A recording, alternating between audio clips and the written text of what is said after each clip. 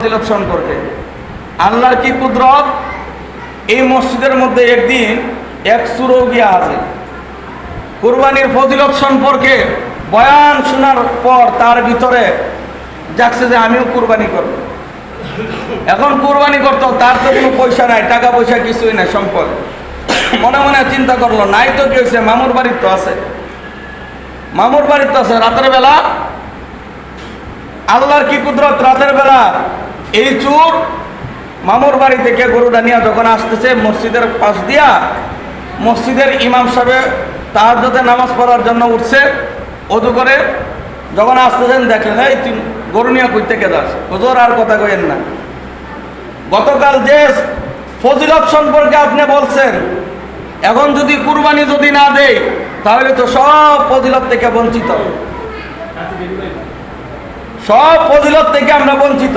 এখন গরুটা আনলে কিভাবে, এটা কর হুজুর, আনছি আর কিভাবে, মামুর বাড়ি থেকে চুরি করে আনছি, মামুর বাড়ি থেকে চুরি করে আনছি। হুজুর বললো যে চুরি করে আনলে তার কুরবানি হইতো না। হুজুর কুরবানি হইতো না মানে সোয়াব আর চুরি করার বস্তু, চুরি করার গরু দুটোটাই একসাথে টাক্কর, একটা আরেকটার সাথে সংঘর্ষ হবে, পাও দিয়ে আমি গুস্ত কামু, পাও আমি গুস্ত কামু। চুরি করে আনছি এক অপরাধ, না দেওয়া আরেক অপরাধ, দিতাছি টাকা কেমন করে আনছি এটা দেখার বিষয় না, টাকা কেমন করে আনছি, কোথায় থেকে টাকা আনছি এটা দেখার বিষয় না, কুরবানি দেওয়াটাই বিষয়।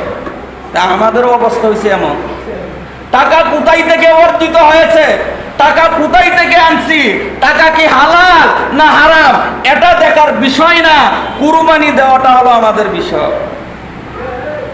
মুহতারাম হাজরিন, কুরবানি দেওয়াটা যদি আমাদের বিষয় হয় তাহলে কুরবানির টাকাটাও আমাদের বিষয়ের দরকার আছে, বাবার দরকার আছে। হালাল যদি না হয় এই কুরবানি দেওয়ার কোনো লাভ নাই। হালাল যদি টাকা যদি না হয়, যাদের সাথে কুরবানি করব তাদের কুরবানিও শেষ, আমারটাও শেষ। 7 জনের শরীকে কুরবানি দেন,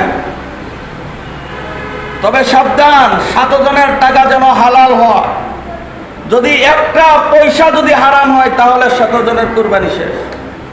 কুরবানি দেওয়ার আগে যাদেরকে নিয়ে কুরবানি দিবেন ভালো করে তালাশ করবেন টাকা কি হালাল না হারাম, টাকাগুলো হালাল না হারাম ভালো করে তালাশ করবেন, তারপরে কুরবানি দিবেন। আর না হয় একা একাই কুরবানি দেন ছাগল, গরু দেওয়ার দরকার নাই। আপনার টাকা যদি হালাল হয়, যদি